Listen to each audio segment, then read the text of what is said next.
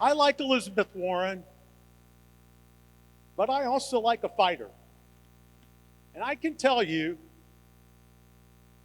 that at the end of the day, she is the one who can take our story, our message, and she can take it to the Capitol, into the halls of Congress, and finally get those people to do what they need to do. She is in it for the right reasons. That is why I am supporting her. See you all at caucus. Good luck. Let's make the change. So, whether you are someone who is a gun control voter, if you are an environmental voter, if you're a childcare voter, whatever your thing is that is troubling you, Elizabeth Warren has a plan for that. For me, yes. For me, it's healthcare, it's LGBTQ issues, and yes. And, I'm just so excited to welcome to the stage the next president of the United States, Elizabeth Warren!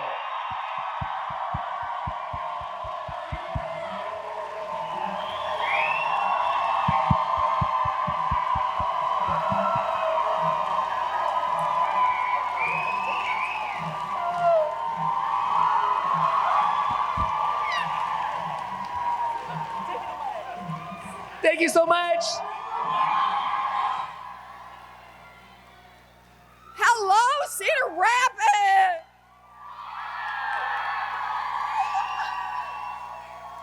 It is so good to be here with all of you, and especially to be here with Jonathan Van Ness. Is he amazing?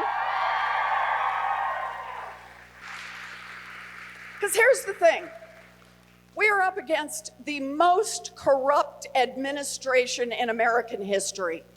That's what it is. And that means it is our moment to fight back. I'm in this fight because understand this. We push back against the influence of money in Washington. We just disrupt it. We get on our front foot, we break it up. Now we got a chance. Now we got a chance to make this democracy work for everyone else. That's how it is. That we can actually address climate change and make real change, how we can address gun violence and make real change, how we can cancel student loan debt, how we can make this a country that works for everyone, and that's why I'm in this fight. So let's...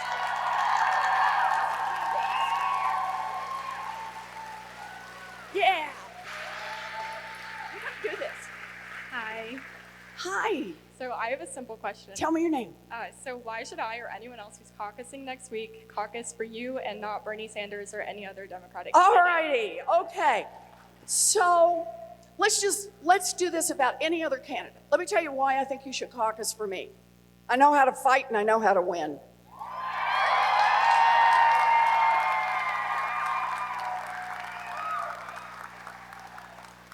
In fact, I am the only person in this race who has beaten an incumbent Republican any time in the last 30 years. And I think this matters.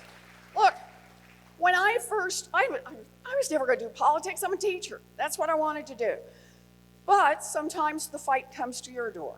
And that's what happened in Massachusetts. So we had this incredibly popular Republican incumbent who had just beaten a very, very capable woman candidate. And let's just get it all out in the open here, okay? First of all, this guy that I was running against, he was telegenic, right? Very popular, had a great story to tell, none of which applies to Donald Trump, okay? So let's just keep this in mind about how we're gonna win this, all right? So I started out in this race, and people said to me, woman can't win. Massachusetts has never elected a woman as governor or as senator. They're just not going to do this. And I started out, and by the way, I should say, people said to me, Elizabeth, you should get in this race. You can't win, but you should definitely get in this race. All I can say is Democrats get a better sales pitch. Whoa. I started out down 19 points. And even on election day, there were people saying, she's not going to pull this off. I ended up beating that guy by 7.5 points.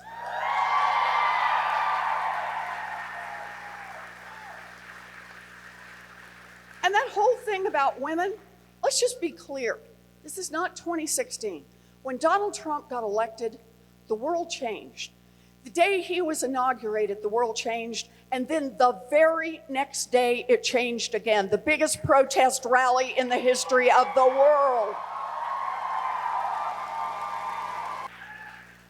Hello. Hello, everyone. Just the most incredible speaker, presidential candidate of all time, am I right? So we're gonna do some more questions. So I'm gonna pull out 4 tickets from the bag, so we'll have 4 more questions. If the last 4 numbers are your number, yell, "She persisted," All right. and then come over here, okay? And then you can answer your or get your question asked. Okay, so first lucky winner is... All right, make them good ones. Okay. Okay. Oh my gosh, this one's like a little bit ripped. Oh my God, it's a hanging Chad situation. No. Not here, not now. Okay, 5374. 5374. 5374. So this is like, I was in Iowa City, we called out a number, and there's this long pause, where you're waiting, people are looking at the checks. And finally this woman said, I think it's my ticket, but I put my used chewing gum in it. It was her ticket, though. Just keep going. Yes. Okay. Someone's gonna find 537 later and be sad. Okay. 5341. 5341. Whoa! Yes. Great question, Cassie. Okay. Nuclear non-proliferation is an important... Hi, what's your name? Oh, my name is Robbie. Hi, it's nice Hi, to see you. meet. I met you at a coffee shop and I forgot to get a selfie, so... Okay, all right, we're gonna do selfie. So, Okay. yeah, nuclear non-proliferation is an important issue for protecting the environment. I agree. And is it too late to stabilize relations with Iran, and where does Israel fit into that equation? Okay, so it's a great question. Look, we need to stop the spread of nuclear weapons. The fact that the Trump administration is pushing in the opposite direction, pulling us out of the Nuclear Non-Proliferation Treaty, or at least not re-upping the Nuclear Non-Proliferation Treatment, that they actually are talking about usable nuclear weapons, is deeply, deeply wrong, and it is dangerous. So I think of this in terms of how to approach, overall, how we should be approaching foreign policy. And a big part of this is look at how we got into the Iranian nuclear deal, right? We did this not by using military force. We did it by negotiating, by working with our allies, using our economic leverage to bring Iran to the negotiating table. This was back during the Obama administration. And then we sat down with our allies, with other countries that are not allied always with us, like Russia, for example, and together with the Iranians, worked out a deal where they would suspend their nuclear program. Think about what that means. That is the power of diplomacy. That is the power of economics. That is the power of working with your allies. We had an Iranian nuclear deal that was working. The Iranians had ceased development on their nuclear plan. And look, it didn't make them a good actor. The Iranians still do a lot of terrible things in the region and pose a significant risk. But what we have to remember is that an Iran with nuclear weapons is a lot more dangerous than an Iran without nuclear weapons. So I think a key part is that we got to get back to the negotiating table. Our allies did not want us to leave. Iran was in compliance with the deal. Donald Trump has marched us to the edge of war. He has not made us safer. As president, if we haven't already tumbled over that edge, I will do everything I can to work with our allies to get Iran back to the negotiating table and to back off the advancement of their nuclear program. That will help make us safer, it will help make the Middle East safer, and it will help make the world safer. So that's where I am on that. I hope that's helpful.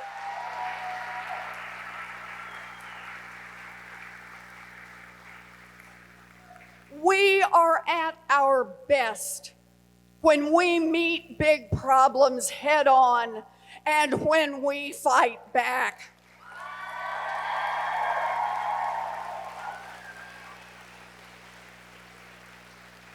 This is no time for small ideas. This is no time to look backwards. This is no time for a vague campaign that nibbles around the edges of the big problems this country faces. This is no time to ignore bigotry and hate. This is no time to think small. We win when we get in fights. I'm in this fight because it comes from a lifetime of fighting for working families. I'm in this fight from the heart because I believe that this is our moment in history. I believe in you. I believe in us. I believe in the America that we can build, an America where every single person has value, an America where every single child gets an opportunity that is real, an America where it is people, not money, that matters most in our democracy.